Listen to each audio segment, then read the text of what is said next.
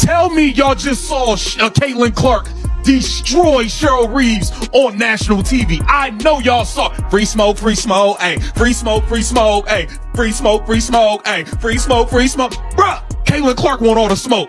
Caitlin Clark want all the smoke, bruh. Bruh, she just annihilated Cheryl Reeve on national television. I didn't see that coming. They asked Caitlin Clark, hey, Caitlin, are there any player trades you like to make? Nah, I'm kind of set with my team, but I would like to trade coaches. Talk about poetic justice. The WNBA All-Star Game just became must-see TV. Caitlin Clark didn't show up to play it safe or bury the drama.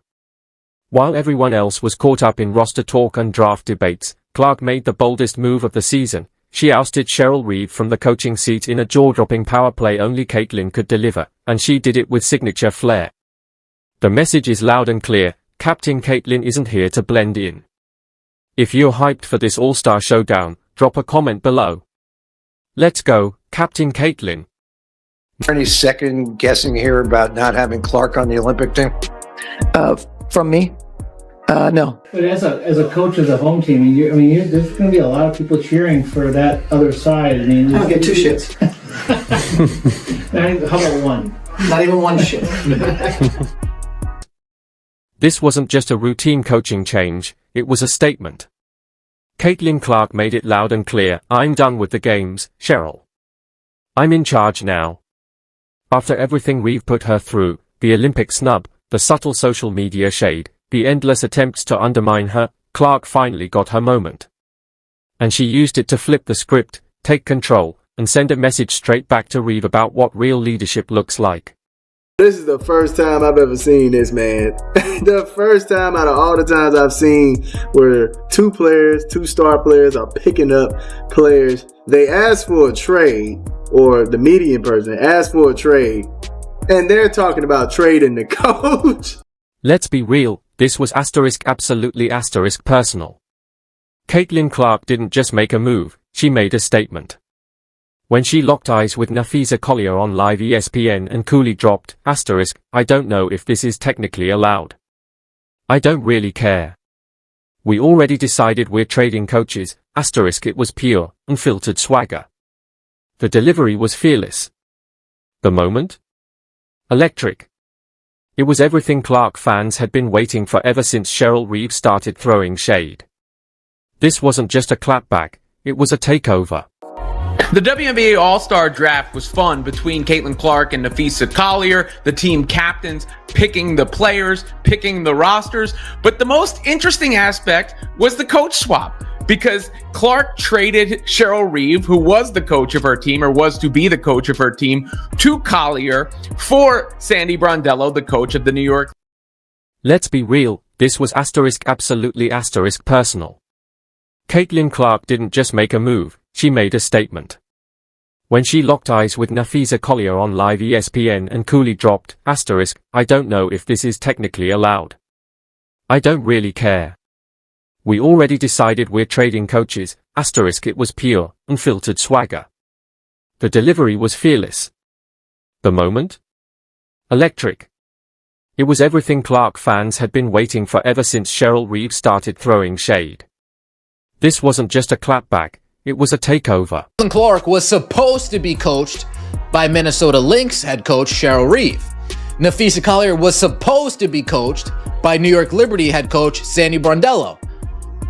They swapped coaches. Cheryl Reeve, dodged the bullet. Thank God I don't need to coach Caitlin Clark, man. Man, I can't deal with that.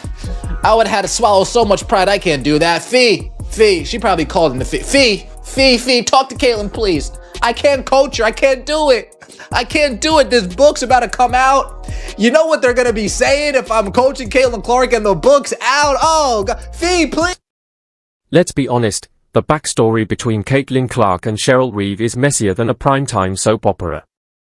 While Clark was out here smashing records and redefining women's basketball, Reeve played the role of the passive-aggressive gatekeeper, tweeting things like 12 teams. The W is more than one player, as if minimizing Clark's impact somehow made her the protector of the game's sanctity.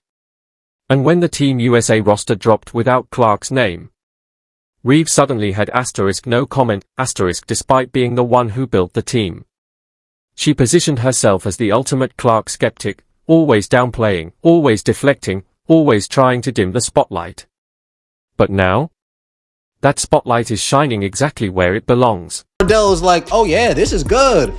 This is good. This is good. So wait, Caitlin Clark had Chrissy Sides, who never let her. Okay. Now she's got Stephanie White, who wants to do off ball. Oh, okay. And now Sadie Brondello's like, wait, oh, I could show Caitlin what she's been missing this whole entire.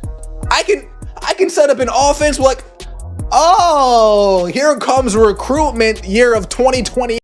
But here's the thing, champions don't forget. While petty coaches throw shade, champions keep score. Caitlin Clark remembered everything every sly jab, every condescending quote, every time she was dismissed or downplayed. So when the opportunity came to flip the narrative, she didn't hesitate. She dropped Reeve and picked up Sandy Brondello, the coach who just led New York to back-to-back finals and a shiny new WNBA title, from a grudge-holding skeptic to a proven winner. That's not just a change, that's a power move. That's an upgrade star, and Sandy? She handled it like a pro. Her teenage son texted, Mom, you got traded, and she just laughed, embraced the moment, and brought the exact energy Clark thrives on. No ego, no drama, just basketball and banners. That's the vibe. Of course, Reeve is Collier's head coach for the Minnesota Lynx, so that makes sense. But the drama is going to come from Reeve having previously been critical on social media about the amount of attention Clark received relative to the rest of the league, not to mention being the coach of Team USA that Caitlin Clark was so famously snubbed. Meanwhile, there's set Cheryl Reeve, forced to watch Caitlin Clark erase her, effortlessly, unapologetically, on live national television. This is the same coach who believed she could control Clark's narrative, mold public perception, keep her in check. Instead, she got schooled by the very player she tried to sideline. You could practically see the steam rising. Clark didn't just rewrite the storyline, she took the pen back and made sure everyone knew who was really calling the shots. Caitlin Clark actually has a complete roster to start her team. She's got Caitlin Clark at the 1, Sabrina Ionescu at the 2, Satu Sabali at the 3. She must have heard the chatter in the offseason of fans saying, let's get Satu Sabali. I'm just saying, she might have heard a thing or two. We got AB at the 4 and Asia Wilson at the 5. Starters for starters, this should be a... And while Clark was busy dropping the MIC on Reeve, she casually assembled one of the most stacked all-star squads we've seen in years. Let's talk about that roster: Aja Wilson, Sabrina Ionescu, Satu Sabali, Aliyah Boston, Kelsey Mitchell, Gabby Williams, Jackie Young. It's not just an all-star team, it's a juggernaut star. A firepower-loaded, positionless, playmaking machine built to dominate. This wasn't just smart drafting, it was strategic warfare. Clark didn't just want to win. She wanted to make a statement. And with this squad, she's poised to steamroll the competition and do it with style. The players was a lot of fun, and Caitlin Clark also wound up with all of the Fever members on her squad as well, meaning Aliyah Boston, Clark, and Kelsey Mitchell will be a trio in Indianapolis for All-Star. So that's the way it went down. Here are the teams. You can see Caitlin Clark celebrating what she was able to accomplish here. That's her squad: Clark, Boston, Ionescu, Wilson, Sabali, Mitchell, Gabby Williams. I love Gabby Williams. What a player. Sonia Citron, Kiki Iriafen, Jackie Young, Kayla Thornton from the Valkyries. So Clark should have a very fast... Clark's opening moves: pure loyalty plays, and pure brilliance. She made Aliyah Boston her first overall pick, a loud and clear message: I ride for my crew. That Fever connection runs deep, and Clark made sure the heart of Indiana's future was front and center. Just made the funniest all-star selections ever. She just picked her friends. She made sure she picked no ops, as people like to call them.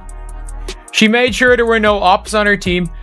If she's played with a player before, like Sonia Citron, she picked her. Gabby Williams. She picked nobody that's tweeted a negative thing about her. She's picked nobody that has said a negative thing about her in the media. She picked none of her